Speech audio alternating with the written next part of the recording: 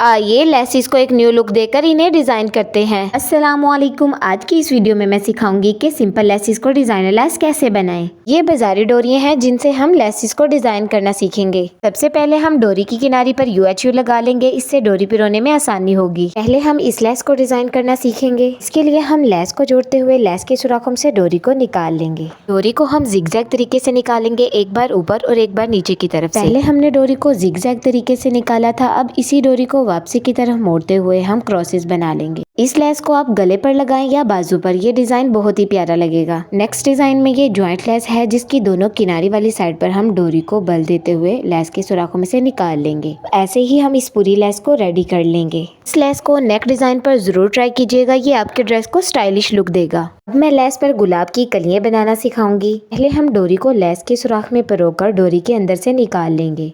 अब ये डिजाइन कुछ गिरहा जैसा दिखाई देगा। डोरी के एक्स्ट्रा पीस को हम कटिंग कर देंगे। लेस को रेडी करने के बाद इसे अब कपड़े पर रखकर सिलाई कर लेंगे। कलियों वाली लेस रेडी हो चुकी है। नेक्स्ट डिजाइन में ये सितारी वाली लेस है जिसके फ्लावर में हम डोरी को लपेट लेंगे।